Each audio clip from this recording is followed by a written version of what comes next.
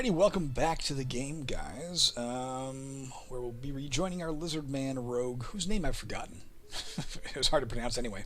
One thing to point out while we're here before we go on is the version number, you'll notice, has improved by 0.00.01. That's because because I made that tweak to the infernal lamp. Anytime I alter anything, if it affects a component of the game that didn't exist, it wasn't created since the last release, then it ups the version number somewhat.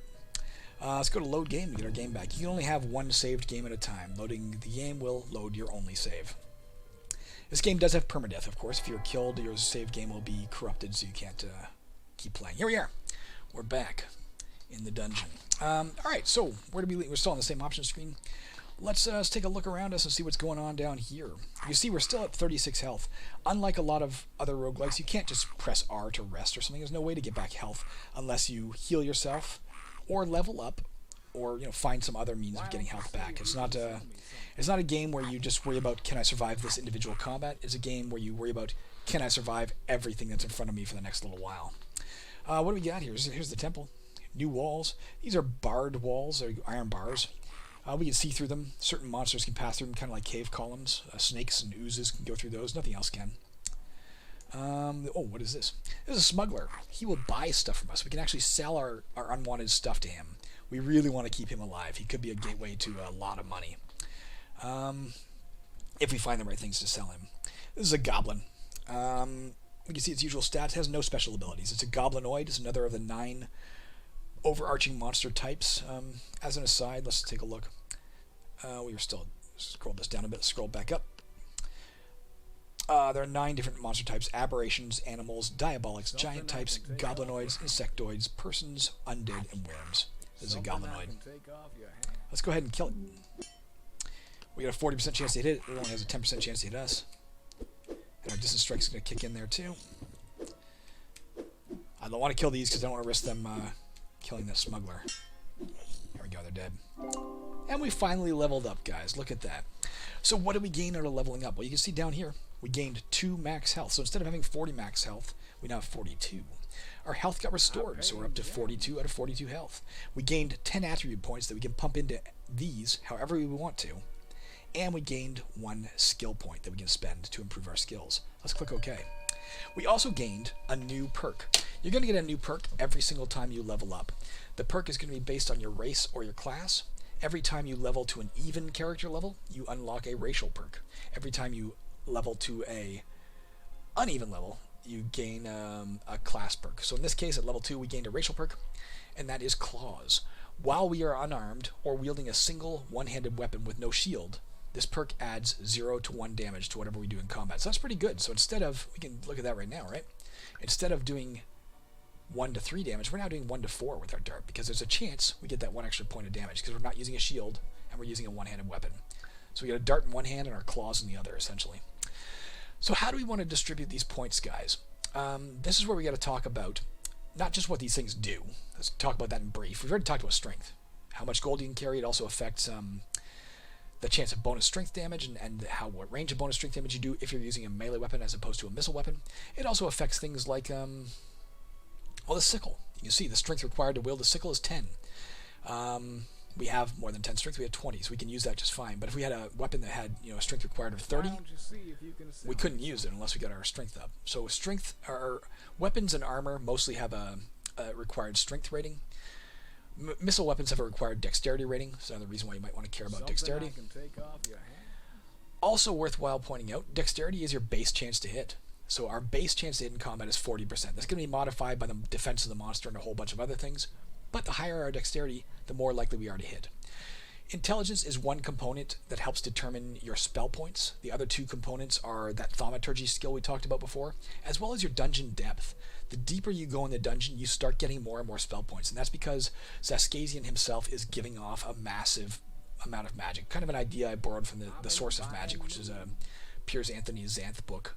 I don't think Xaskazien is the source of magic in this world, but he's a potent source of it. So the closer you get to him, the more spell points you get. Not in proximity on the map, but depth-wise. Intelligence dictates more than just your spell points, though. It also affects how many skill points you get. Every time we level up, it takes what your current intelligence is and puts it into a hidden pool. When that pool reaches 300, you gain a bonus skill point. So you saw we just leveled up. We gained 1 skill point. But now in that secret pool, there's 20 points. When that finally reaches 300, on that time we level up, we'll not gain 1 skill point, we'll gain 2. So if you can get your intelligence to 300, every single time you level up, you're getting 2 skill points. Quite a useful trait. Even at 150, every other turn you're going to get one, right? At intelligence 100, we're going to get one every 3 turns, extra skill point. Right now, it's going to be every 15 levels. And finally, our health, we know that. That's our hit points. Now, in addition to all of that, there's very important aspects to these stats, and that is they affect what skills you are allowed to learn. There are 4 different types of skills, general skills, of which the only one we know is swimming. Mage skills, we know spell use and thaumaturgy. To the basic level, we know swimming to advanced. Rogue skills, we know pocket picking to the advanced level. And warrior skills, we know armor use, we know weapon use, we know dragon slaying basic. Now we started with these skills. You're allowed to start with skills that are even beyond your ability to learn. And what I mean by that is, A, it would cost us 3 skill points. We only have 1. If we wanted to up one of these skills, 3 skill points. It costs us 2 to get our mage skills up, but only 1 for our general or rogue skills. That's why we're probably going to concentrate mostly on those. But additionally, you can see right here, your max trainable general skill level right now is basic. For mage skills, untrained is the maximum we're allowed to learn, discounting the fact that we started with these above untrained. Rogue, we can only learn to basic. Warrior, we can only learn to untrained, even though the armor use skill has a maximum of basic. I'll talk about that some other time. And what that means is you have to have minimum attributes to learn skills. You have to have at least strength 30 to learn basic warrior skills, at least dexterity 30 to learn basic rogue skills, at least intelligence 30 to learn basic mage skills, and at least health 30 to learn basic general skills. Not health, but max health. And at 60 of any of those, you can learn those skills to the advanced level. At 90, you can learn them to the expert level. So you eventually want to get all of your skills up to at least 90, probably, so that you can ensure that, given the opportunity, you get a chance to learn expert level skills. We may not need to go intelligence past 60, because if you remember, as a, well, it's not going to tell us here right now, but as a lizard man, we can't learn expert mage skills anyway. So getting it past 60 will still help us, give us more spell points. It'll still help us get more skill points, but it won't help us learn better skills. All right, so for now, I think I am going to put it into intelligence. A, because, hey, look at that, more spell points. We now have 30 out of 31 spell points. Also, pardon me, worth noting, when we level up next, it'll put 30 into that secret pool instead of 20. But more importantly, now we can actually cast more of our spells, right? The Cure Poison spell, you have to have at least 25 intelligence. We're allowed to cast it now.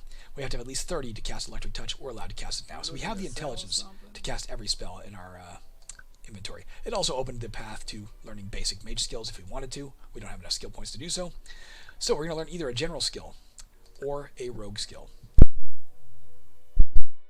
My usual go-to, and probably I'm going to do it right now, is to take traveling as a first skill. Because that will give us 5 extra inventory slots. So we can carry 15 things, 15 inventory worth of items instead of 10. There's an argument to be made right now to say bartering, because this guy's here, we can sell him stuff, and if we get our bartering skill up, then the amount we can sell it for would go up. But I don't know for sure if we're going to find things to sell him, so we could hold off, but I'm just going to take traveling, be done with it. And if we go here now, you can see 15 inventory slots. What is this? This is an apothecary cabinet. It could have potions in it. It is locked. Now with locked things, if you don't have lockpicking skill, you're usually SOL. You can't do anything. Originally in the game, I included the ability to bash locks open, but then I realized it made lockpicking skill too worthless, so I took it out. You have to have lockpicking skill to unlock this. We do not have lockpicking skill as of yet, but we do have this. The small skeleton key. As you can see, as long as a small skeleton key remains in our inventory, we gain an additional 15% chance to pick the lock on any fixture, chest, desk, etc., even if our lockpicking skill is untrained. So we'd have a 15% chance to pick this lock, and you can see that reflected when we point at it with our cursor. The large skeleton key, by the way, works on doors. Same thing, but it works for locked doors instead of locked fixtures. We also have open lock spell. For 20 spell points, we could stand here. There'd be a 50% chance that lock would fall off. We're not going to worry about that right now. For now, we don't really care what's in there. Let's save our spell points, decide if we want to use that for that purpose later on. Let's just walk around a bit and see if we can find any other monsters to threaten this guy. What do we got here? This is an object. We know that. It's an unknown potion. Okay, so we talked earlier about alchemy. The only potions you can even take a guess at what they are, if you have untrained alchemy, is health potions. You can usually say, hey, that looks like a health potion, and most of the time you're going to be right. As I said, there's a small chance it's poisonous or something. You can't tell that without expert alchemy, but usually you can tell what health potions are. But with untrained alchemy, we have no clue what any other potion is. And again, they don't have an identifier. It's not like this is a red potion, and if we drink it, we know all red potions are X. Unless we get our alchemy training up, we're never going to be able to tell what any of the other potions in the game are. Short of, popping them in our mouth and seeing what happens. Or there are some other ways, but that's the most common way. I can hear a damsel yelling for help. I can hear a monster, something maybe a kobold. So here we're at a door. Some roguelikes would make you press like O to open a door and C to close it or something. No. In this, you just step on it. Step on it, it opens. Walk past it, it closes behind you. They just block line of sight, and some monsters can't pass through doors. So we have a kobold here. You see that swirling blue thing underneath him. We saw that under the demonic larval psionics as well. That blue thing indicates, hey, this is a spellcaster. In this case, it's a kobold witch doctor. Genius level, it knows where we are. It has a 1 in 3 chance of casting a low power spell each turn, unlike the larva that had only a 1 in 4. It also has 15 spell points, so a little more than the psionics had. The kobold witch doctor will drop 2 items if killed. Also worth noting, it just says will cast low power spells, whereas the psionics said it cast low power offensive spells. So this guy can cast offensive spells, he can cast defensive spells. Either way, let's go kill him. In this case, kobold witch doctor casts air shield. All chance of distance strikes against it are eliminated for 60 turns. So we're using our dart, but if we throw our dart at it, it's going to bounce off, so we have to walk up and try to stab him with our dart, which we just did. We didn't get a distance strike. We can't get a distance strike against him, and while that lasts. You can see the little symbol as well right there, that little airstrike symbol. You can see it down here as well. If we point at him, you can see it over here. Just to remind you, he's got the airstrike. If we wanted to, we could try and walk away for now and wait till it wears off. It only lasts for a set amount of time. That used all of his spell points, by the way. But it's not that big a deal. Let's just go ahead and kill him. So we got 34 experience for that, and we found a magic wand, a wand of treasure detection. That is an excellent wand. And another tome. A tome entitled Why Inflammable? Volume 3. The title, by the way, that is, I don't understand why they're inflammable and flammable mean the same thing in our language. So I'm asking why. Why do we have that word at all? Why is it not just flammable?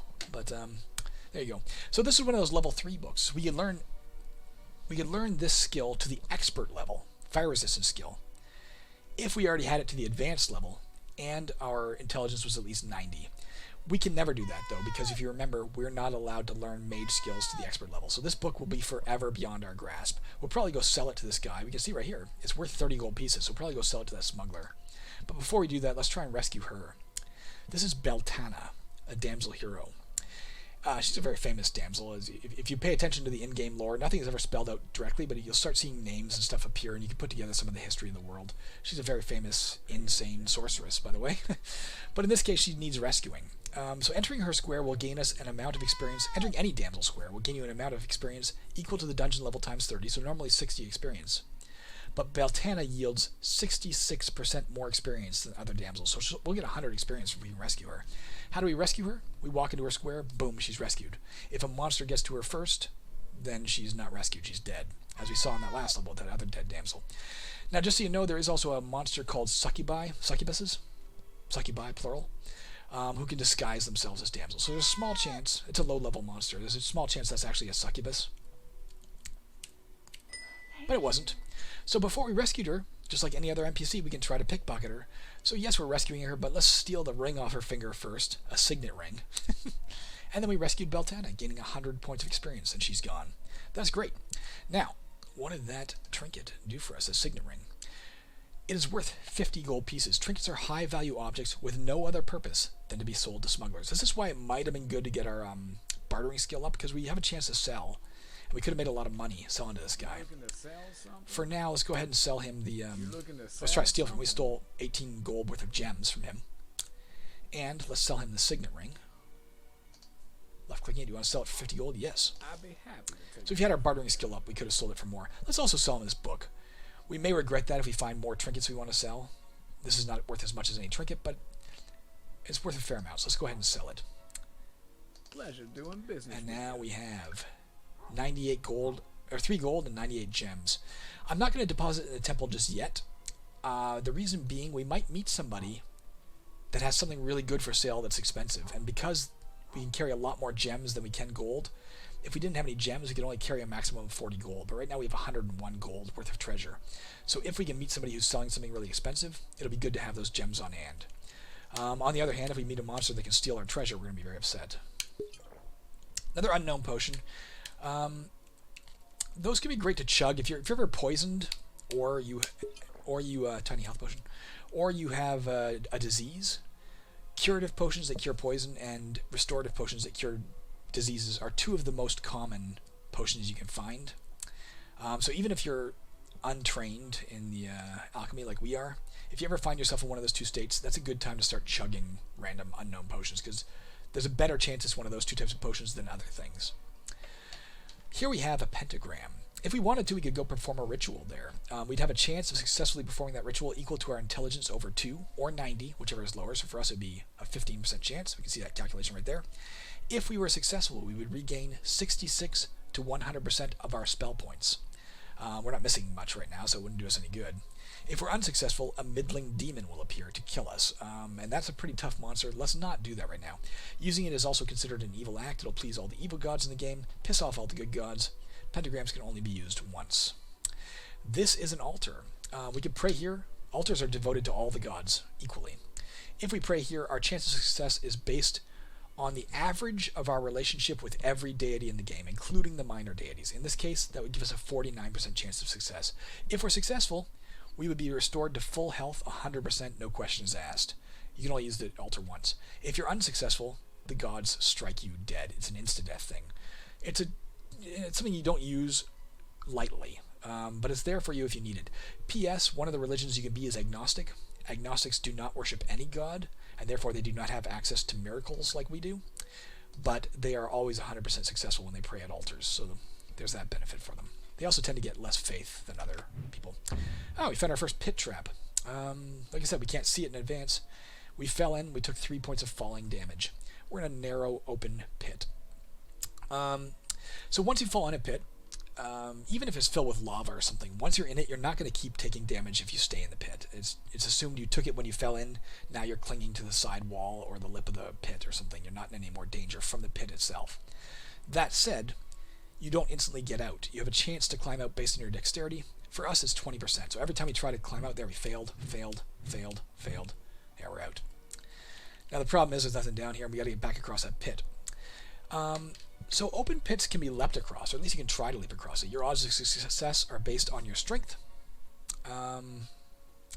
In this case, we would have a 20% chance of successfully leaping across that pit. If we fail, we're going to fall in it again.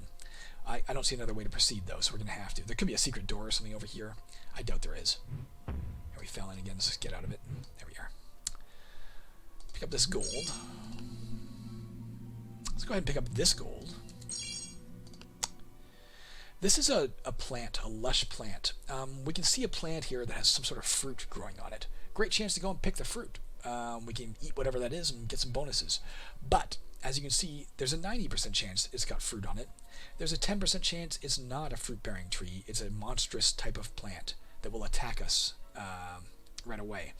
Now, the danger with these types of squares is, if it is a monstrous plant, that monstrous plant does not have to be level bound. It doesn't have to be a monster you might meet on dungeon level 2. It could be a really powerful monstrous plant that might kill us with one swing. It's probably not going to happen. I'm going to go ahead and do it.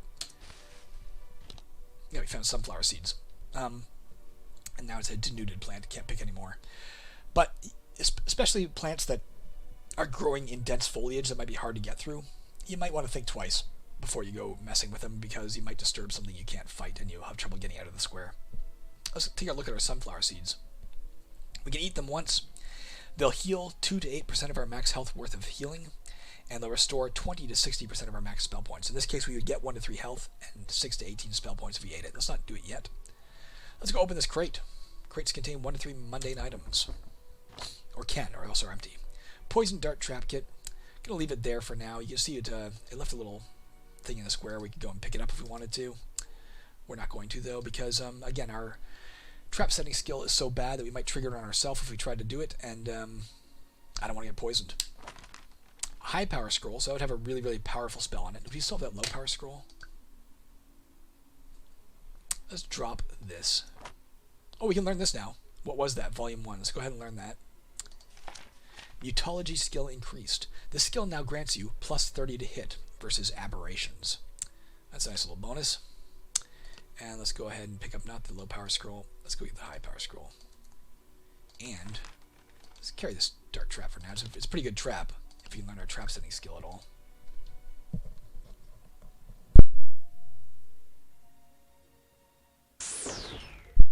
So that was another booby trap, guys. An astral trap.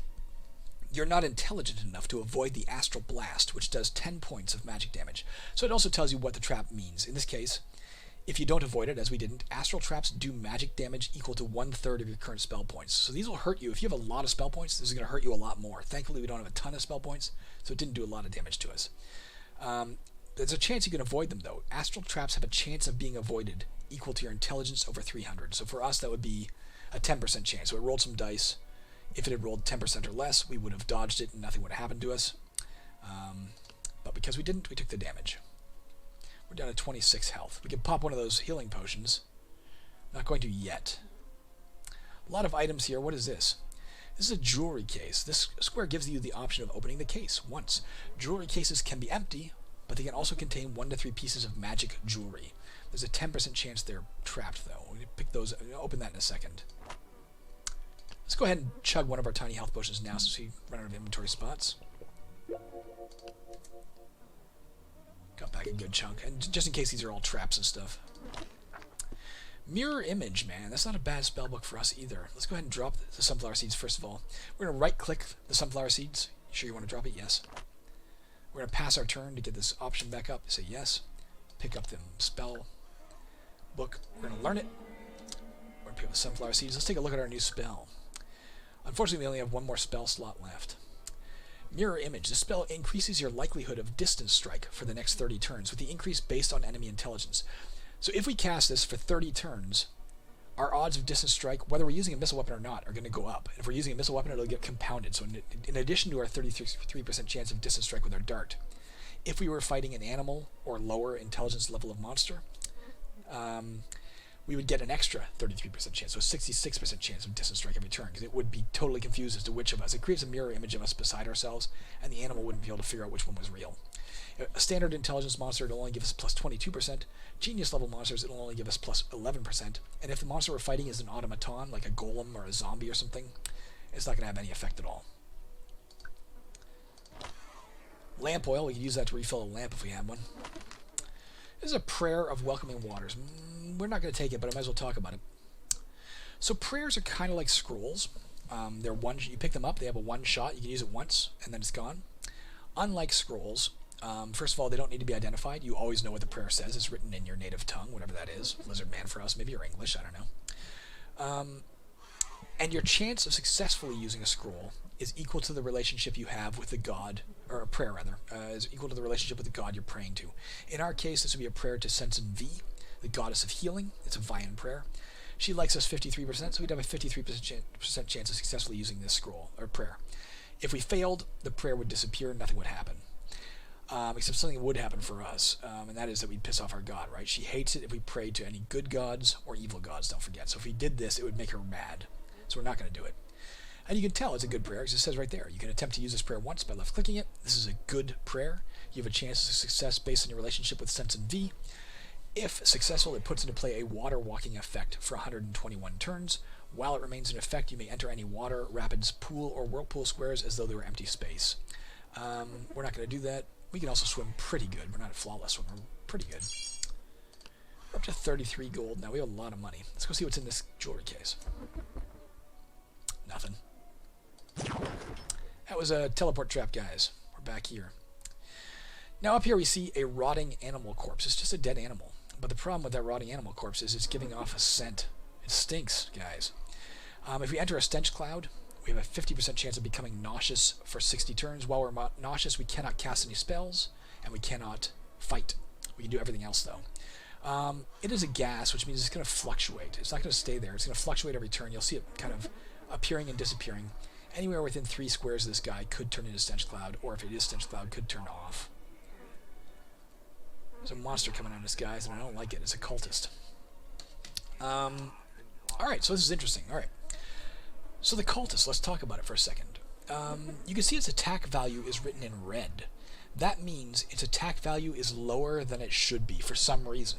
I'll talk about what the reason is in a second. But if you ever see a stat written in red, it means the stat is lower than it's supposed to be for a normal monster of that type. If it's ever written in green, it means it's higher than it's supposed to be for a monster of that type. So in this case, it's got a lower attack value, which means it has less chance of hitting us. You can see only a 10% chance to hit us for 2 to 3 damage if it hits. We have a 28% chance to hit it for 1 to 4. It has 6 health. It does physical damage, but it does have a terrible special ability, and that is every time it hits us, there's a 50% chance our intelligence will permanently drop by 1 to 4. So we really don't want this thing hitting us. There is a skill you can take, self-awareness. The higher you get that, it gives you a chance to mitigate losing any of your attribute points anytime you would. A chance to completely avoid it, and then it also lowers how much you lose if you lose any. We don't have that, though. So this guy's a little bit dangerous to us. What else do we want to talk about?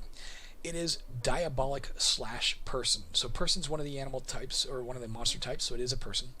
But it is a diabolic person, and that's why its attack is lowered. Because if you remember, when White Spirit Eve happened, all diabolics on the map got their attack ratings halved. So his attack rating should have been 40. We're better off fighting him now than we would have been otherwise. You know, matter of fact, let's go ahead and risk it. Let's go up here. Let's use our mirror image, which will help a little bit, right? Lower his chances of hitting us. There, we cast it. Mirror image, you have increased odds of distance strike for 30 turns. We'll see the little boon come into play here. We can point at it to see what it does. He's a standard intelligence monster, which means we should have a 55%. He should only have a 45% chance to get to attack us. Yeah. We hit him, we got distance strike. We hit him, we got distance strike. Scraps. That's like the thick apron we found, but it's not a what do you call that? Improvised breastplate. It's an actual breastplate. So we can repair it, and it's got better than 50% condition. Condition wears down when you fight in combat, guys. The lower it gets, it doesn't matter until it hits 0. When it hits 0%, condition objects break and they can't be used. Let's get rid of the poison dart trap for now to pick up the tomato. Another fruit, guys. We can eat this. It'll restore 2 to 10 health in this case. 6% to 24% of our maximum health. Another kobold. Just a standard kobold, though. Our mirror image spell is just about to wear off. There it goes. Another jewelry case. Magic jewelry. You find a fire-opposed amulet, but your inventory is full. And a novice's ring of optimism, but our inventory is full. We want those, guys. Let's drop for the moment the unknown potions. Pick these up. We still can't use them, right? If we try to use it, what happens? You're not trained to use that. Raise your magic item use skill before equipping this ring. But if we could equip it, we would gain... Oh, there's a little error. That should say plus 20... This is a minor error. It should say plus 25% heat resistance, guys, not fire resistance, because I changed the terminology at one point. Let's go. I'll go change that right now. I'll come right back, and you'll see it change before your very eyes like magic. Before I do, what does this thing do? Novice Ring of Optimism. If we were wearing this, every time we cast a spell, we would regain 10% of the cost of that spell to our spell points. And we were just talking about attribute drain with that occultist. If we had this on, this Ring of Optimism, every time we were supposed to lose attributes to some sort of drain like the cultist had, there'd be a 25% chance we completely avoid the effect. And if it does get through, we would lose 25% less. Great ring. Let me go fix that fire resistance to heat resistance. I'll be right back. Bingo, bango, presto. I fixed that problem, guys. You can see right here, it now says plus 25% heat resistance. It's just a terminology thing. At one point, I realized you could take damage from steam, and it said you're taking fire damage. I'm like, that doesn't make much sense. It's heat damage. So I changed all the references to fire damage to be heat damage, and then I realized that means I have to change all the references to fire resistance to be heat resistance, and I missed a few of those, I guess. So they're all fixed now. Regardless, we can't use it yet. Let's reorganize. Let's go up here. So we're running into... Oh. All right, well, let's talk about secret doors. Because we just spotted one. It's to the northwest. There it is right there. There is a skill called secret detection. I mentioned it before. It's a way you can spot pit traps. It also, the higher your secret detection skill, the more likely you are to spot secret doors, to spot secret compartments, to spot concealed doors, pit traps, cave-ins, buried objects, all kinds of things you can start spotting if you know what to look for, right? But even if you are completely untrained, as we are, you have a 10% chance to spot secret doors and secret compartments, and I think and cave-ins and buried objects. Not pit traps. You don't have any chance to see that without secret detection. But the rest of it, you have a 10% chance. Anytime you enter a square that's adjacent to it, 10% chance. If we passed our turn here, we'd have a consecutive 10% chance to search every space around us. So if you ever want to search for secret doors, that's literally all you have to do. Put yourself next to where you want to search and pass your turn. And if it's there, it will eventually show up. If you have high secret detection skill, you may find it right away. If not, you may have to pass your turn 10 or 20 times, and hopefully it'll pop up. No point in using this, of course. It's a secret door that we can just walk around and get to this side, so it's kind of a useless secret door. Just to point out as well, secret doors, you can't just walk through it if we wanted to walk through it, because it's not just finding the door. You now have to figure out how to open it. So every time we try to pass through the secret door, we'd have a chance equal to our intelligence over 3. For us, that would be a 10% chance, and eventually we get through. But if we got through the other side, we want to come back, we got to start trying to figure out how to open it again. The difference, incidentally, because we're on the topic, between secret doors and concealed doors, they're both as hard to spot, but once you spot a concealed door, it's just a normal door. It's like it was hidden behind furniture or something. Alright, let's continue on to the only way I can see onward. We can see through that iron bar, there's some mushrooms there. This door is locked, unfortunately. We'll deal with that in 1 second. This might be the first... Maybe not. We saw that holy brazier earlier, where if we decided to interact with it, it rolls, like, it picks between 1 of 3 random things that happen. There are a bunch of squares that are like that. One of them is the mushrooms. If we were to decide to randomly start sampling these mushrooms by putting them in our mouth, chewing and swallowing, very dangerous thing to do in real life. Do not do that with mushrooms, please. But if we were to, it would have one of these 9 effects. Either it would be a healing mushroom, we would heal 1 to 3 damage times the dungeon level. It would be brain-enhancing mushrooms. We would gain 1 to 10 intelligence points. It would be medicinal. We would be cured of all diseases that we have. It would be magic boosting. We would gain all of our spell points back if we were missing them, which we are actually. But then there's some bad things that could happen. It might be occupied, which means there might be a red stain fungus hiding in this cluster of mushrooms. Red stain fungus is a mushroom, but it's a mushroom that will attack you and can be quite dangerous. It can cause a disease called red stain fugue, which we don't want to get. Also, another thing that could happen is you could just contract red stain fugue if you eat these mushrooms. That's number 6. Number 7, it could be poisonous. We could become poisoned. Number 8, it could be hallucinogenic. We would hallucinate for 120 turns, which we'll talk about if we ever see that happen. Or it's just an ordinary mushroom and nothing would happen. We're not going to sample it just yet, I don't think. There's not enough... it's too dangerous to sample right now, I think. Especially with our spell points absent. We couldn't cast Cure Poison if we got poisoned, right? We'd be in a little more trouble. We'd have to run back to those potions we dropped and start chugging them and hope one of them is a curative potion. For now, we're faced with the dilemma of this door. We have a few options. Well, we would have a few options. We could cast that open lock spell to try to open it, but of course, we're out of spell points. So our real only option is to try to pick the lock, and we don't have very good odds. All we'd be doing is putting our large skeleton key in the hole and hoping that it fits the lock. So we can try over and over again with a 15% chance that it successfully works. But every time we fail, there's a 50% chance the lock becomes jammed, and then we can't pick it anymore. Nonetheless, that's our best bet, so let's give it a shot. Let's just bump into the door and see if we can pick it. A little glitch there with that graphic. I'll have to fix that. Matter of fact, let me do that. Write that down. Lock, shift, view. Let me circle that. I know what caused that. I'll fix it as soon as I'm done this. In any case, it didn't work. We didn't open the door. We jammed the lock. So now, unfortunately, it is a jammed door, not a locked door. And what that means is there's no chance to pick it anymore. Now, I mentioned earlier with the lock on the apothecary cabinet, I said I used to allow you to bash the locks off, and I took that out because it made lock-picking skill too worthless. I kept it in for doors, for one simple reason. If you got stuck behind a locked door and there was no way onward, your game could be over, right? That wouldn't be fair. So we can try to bash down the door. Unfortunately, our odds are based on our strength. We only have 20 strength, which gives us a 6% chance each time we throw ourselves at the door that we break the door down, or at least break the lock off. And every time we fail, we're going to take 1 physical damage. I don't think it's worth the risk. I would love to see what's back here. It might be a whole section back here that we're not getting to, but I don't want to take that level of damage.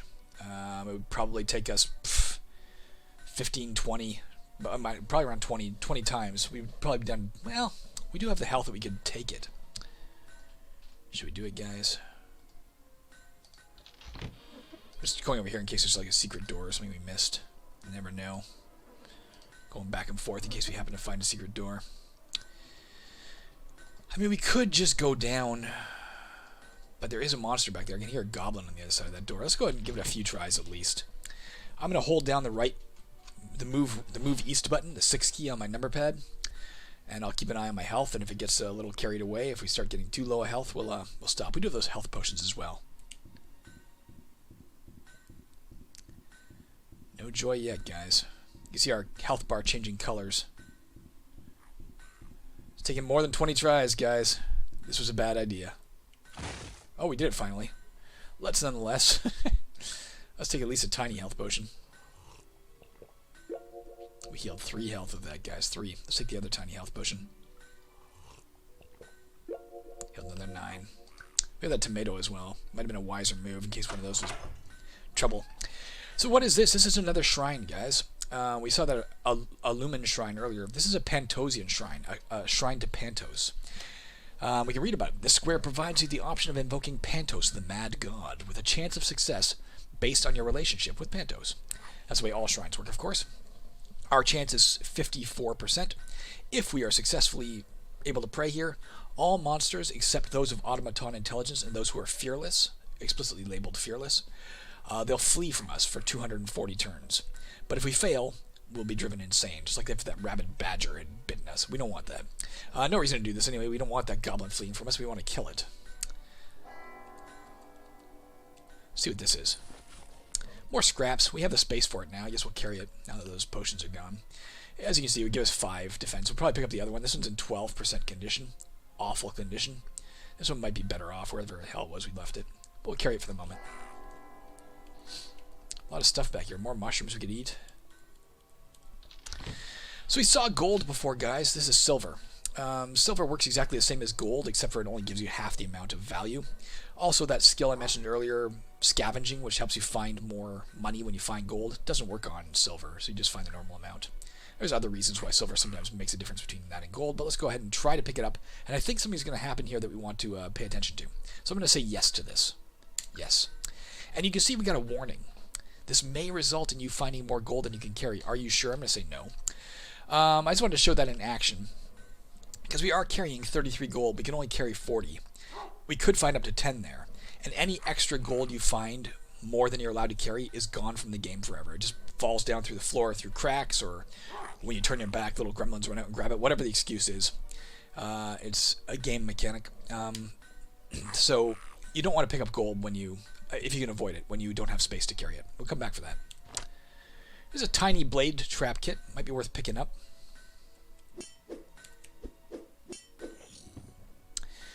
Killed that goblin. This is a war dog.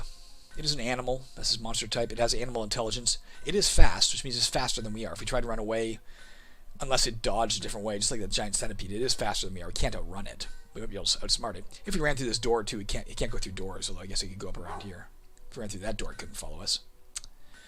We're not worried about it, though. We can kill it pretty easily. Has no special abilities.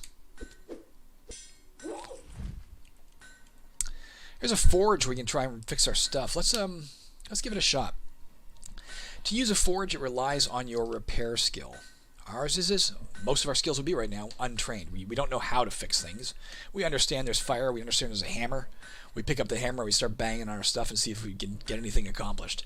But as you might imagine, that's not very effective. Every time we try to repair something, we only have a 25% chance of success. And if we fail, we do enough damage to the forge or to the hammer that's supplied or whatever that we can't continue using it.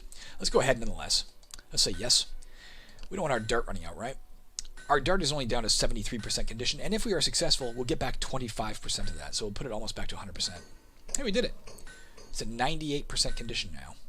The sickle of anxiety, let's give it a shot too. And the forge is broken, that's fine. I'm actually going to drop the scraps, because I'm not going to use them. Pick up this tiny blade trap kit. Oops, I didn't mean to do that. You still have that poison dart one? No. Let's reorganize.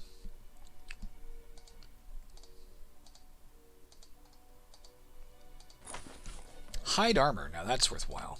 That's more like the, that's better than the scraps. The scraps would have given us 5 defense if we used it.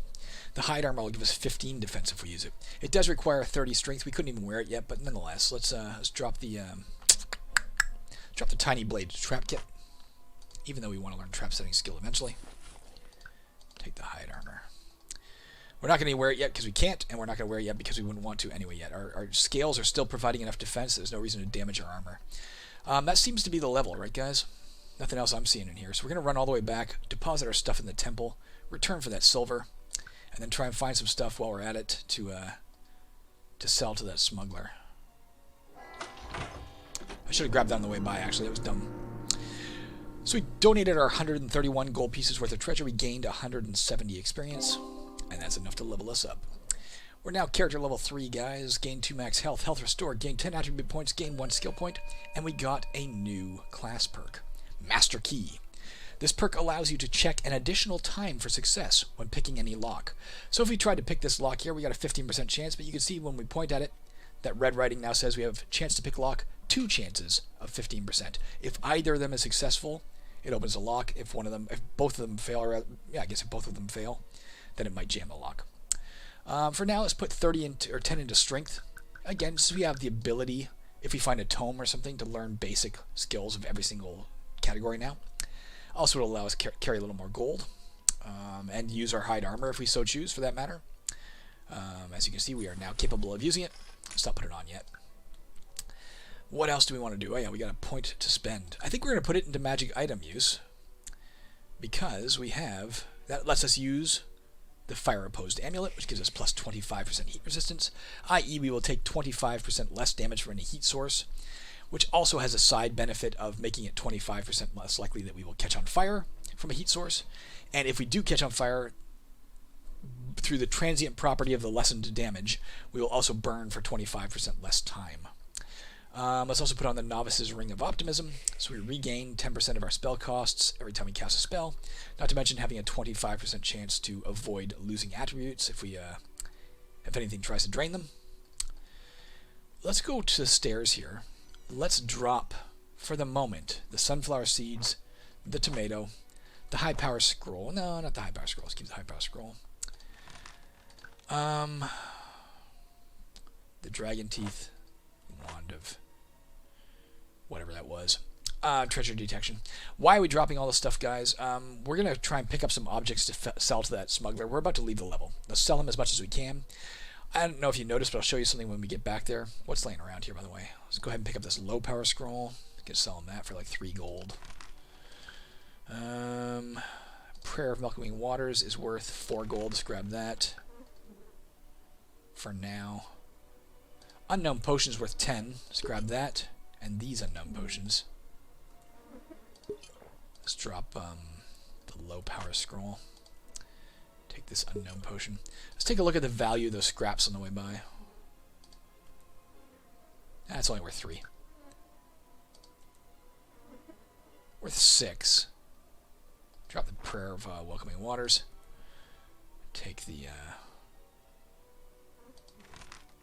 Whoops, I did that wrong.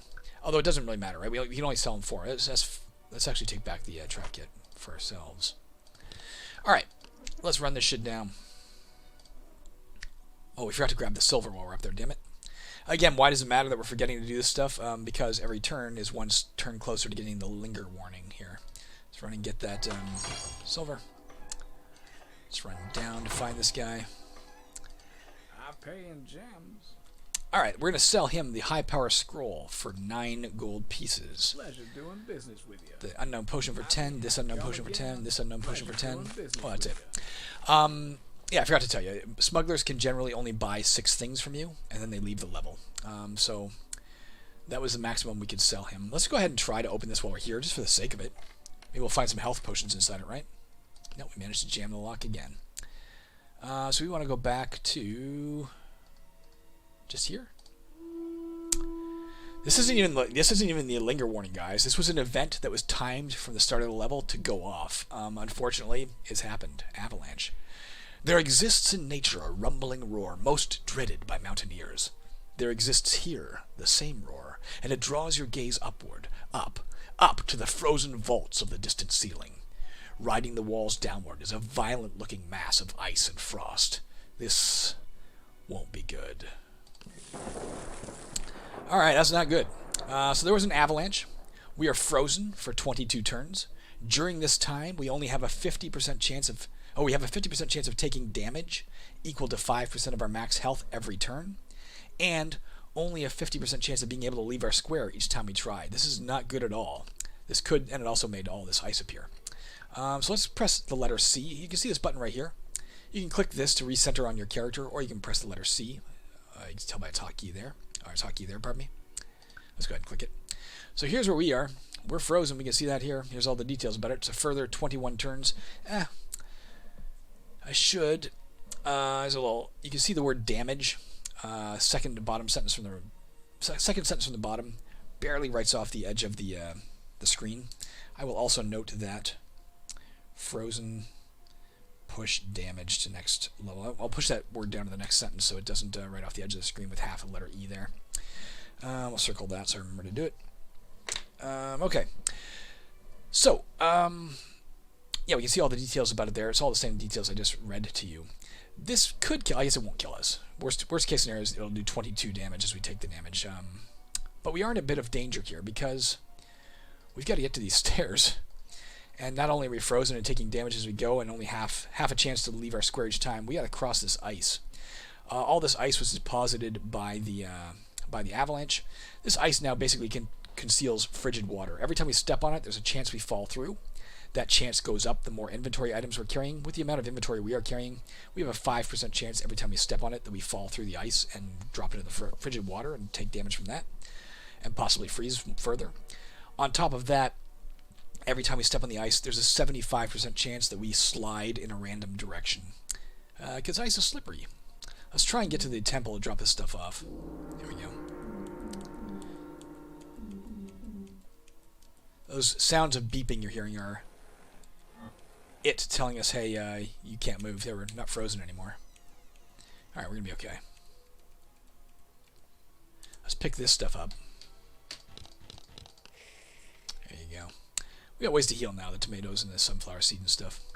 Didn't we drop another... Oh, we got it here, the Wand of Treasure Detection. Okay. We might want to learn Wand Lore as soon as we can, because that Wand of Treasure Detection would be super useful to a rogue.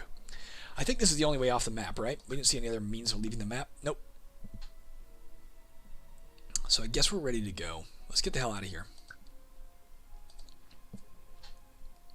We don't have any spell points, so there's nothing we can cast. Let's just head on down. And there we are on dungeon level 3. I think we're going to call it right here, guys. It'll be the second episode. It was almost an hour long. As you can see, the pace is starting to pick up, but it'll pick up a lot more as we continue because, again, less and less to explain as we go. I'll see you next time, guys. Talk to you soon. Yep. What? Bye.